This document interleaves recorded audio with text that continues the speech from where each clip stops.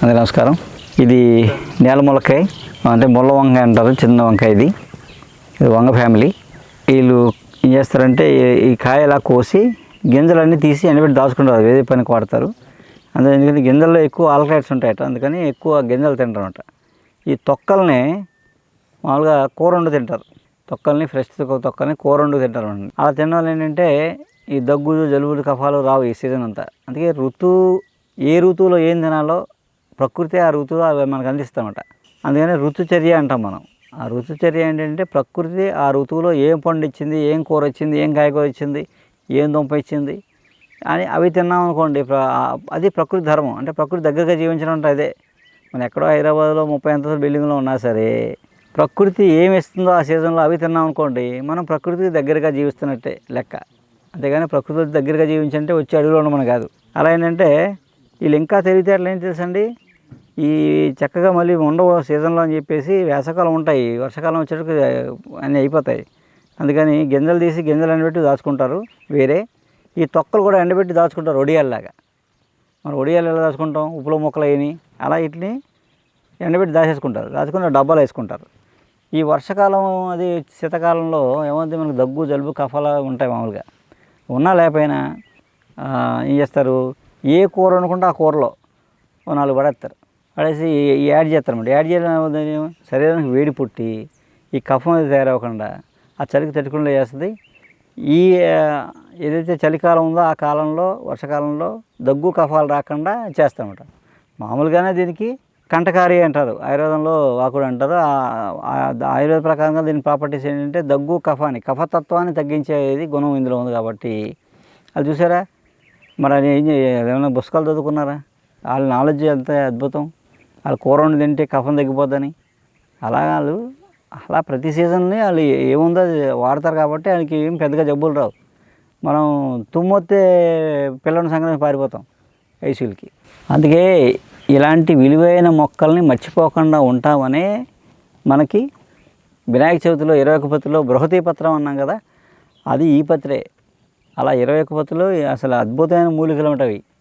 మర్చిపోతాం, కనీసం అప్పుడైనా వాడుకుంటాం, లేదా పత్రి ఎందుకు వేస్తాం ఎప్పటికైనా తెలుసుకుంటాం. అవన్నీ మనకు దగ్గరగా ఉంచడం కోసం, మనం వాడుకోవడం కోసం ఆ పత్రిగా వినాయక ఏకవింశ పత్రి పూజ కారణం అది. ఆ పూజగా పెడితే కనీసం ఆ పత్రికన్నా చూస్తారు, నేర్చుకుంటారని. అలా ఏంటంటే ఏ పూజ చేసినా ఏ దేవుడికైనా ఒక వృక్షంతో సంబంధం ఉంటుంది.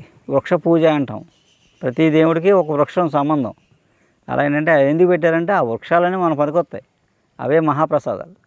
అందుకేంటంటే అందుకే మన సంస్కృతి సాంప్రదాయాల పూజలు, మన పండుగల్ని ఇవన్నీ బాగా కరెక్ట్గా మనం అది ఎలా చెప్పాలో అలా పాటించామనుకోండి, ఏ జబ్బులు రావు మనకి. ట్యాక్సీ తోలుకుంటూ ఉండేవాడినండి. నాకు సైనస్ అనే కంప్లైంట్ ఏర్పడ్డది సార్. నాకు ముక్కులో గడ్డ కట్టేస్తుందండి. నాకు బాగా విపరీతంగానే ఊపిరి అందిది కదా సరిగ్గా. నాకు ముక్కుతో పీల్చుకునే గాలి నోటితో పీల్చుకునేవాడండి. పాలకొల్లు ఏంటి హాస్పిటల్కి వెళ్ళానండి. డాక్టర్ గారు నన్ను స్కాన్ చేశారండి. లోపల స్కాన్ పెట్టి చూశారు. స్కాన్ పెట్టి చూస్తే, అమ్మ నీకు ట్యాబ్లెట్ వల్ల తగ్గతింకిది, నువ్వు ఇమీడియట్గా రేపు నువ్వు అటెండ్ అయిపోవాలి, నాకు ఆపరేషన్ చేస్తాను, ఒక 40,000 తెచ్చుకోమన్నారండి నన్ను ఆపరేషన్కి. ఈ సైనస్ ఆపరేషన్కి 40,000 తెచ్చుకోమన్నారు డాక్టర్ గారండి. నేను నెల రోజులు కూడా ఏ పని చేయకూడదు, రెస్ట్ తీసుకోవాలి. నేను ఉదయం లేచి ట్యాక్సీ తోలుకుని నేను జీవనోత్తం గడుపుకునేవాడిని. 4 రోజులు అలాగా బాబు అని ఆలోచించుకున్నాను సార్. నేను పాలకొల్లు నుంచి ఒక నవాబు గారు ఒక లైన్మెన్గా తీసుకొచ్చారండి. కిరాయికి అడుచుకున్నారు ఆయన నన్ను. ఇలాగ రాజమండ్రి దగ్గరికి ఆదాడ వెళ్ళాలి బాబు అంటే కిరాయికి వచ్చాను సార్. నేను వస్తే దారిలో చెప్పాను నవాబు గారికి, నవాబు గారు ఇలాగండి నాకు ఇలాగ సైనస్ గడ్డ కట్టేస్తుందండి ముక్కులోని, రేపు పొద్దున ఆపరేషన్ చేయించాలంటున్నారు, మరి నాకు ఏంటి సార్ అంటే, అప్పుడు డాక్టర్ గారిని చూపిస్తానని చెప్పేసి డాక్టర్ గారు చూపించారండి. చూసారు, రవివర్మ గారు చూసారండి. ఫస్ట్ నెల ట్యాబ్లెట్ ఇచ్చారండి నాకండి సైనస్కి. ఆ నెల రిలీఫ్ అయింది కొద్దిగానండి, రిలీఫ్ అయింది. ఊపిరి అందుకుంటుంది నాకు. అంటే నోటితో పీల్చుకున్న గాలి ముక్కుతో పీల్చుకుంటున్నాను, లైట్గా వచ్చిందండి. కంప్లైంట్ క్లియర్ అయిపోతుందని చెప్పేసి ఇప్పుడు దాకా మొత్తం క్లియర్ అయిపోయింది సార్ నాకు సైనస్ అంతా. దాంతోపాటు షుగర్ కంప్లైంట్ మళ్ళా నెలలో చెప్పానండి సార్కి. షుగర్కి 2 పూట్ల ట్యాబ్లెట్లు వేసిపోయానండి అండి. ఉదయం సాయంత్రం 2 ట్యాబ్లెట్లు రోజును. ఏంటి జీవితం అంతా ఈ ట్యాబ్లెట్ మింగుతా అని చెప్పేసి విరక్తి పుట్టేసింది నాకండి. జీవితం మీద తింటాను ట్యాబ్లెట్ 8 బతికేంటి అనిపించింది. ఆఖరికి దేవుడి దయ వల్ల అసలే మన రవివర్మ గారు వల్ల ట్యాబ్లెట్లు మొత్తం 3 నెలలు ట్యాబ్లెట్లు మొత్తం మానిపించేస్తారండి. చాలా ఆరోగ్యంగా ఉంది సార్ ఈరోజు. నాకు చాలా హ్యాపీగా ఉందండి. ఫ్యామిలీతో ఇలా హ్యాపీగా ఉన్నానండి. షుగర్ వల్ల కంప్లైంట్లు అన్నీ కూడా క్లియర్ అయిపోయినాయండి. సార్ ఇచ్చారు మందులు అట్లు కూడా. ఫ్యామిలీతో చాలా హ్యాపీగా ఉన్నామండి.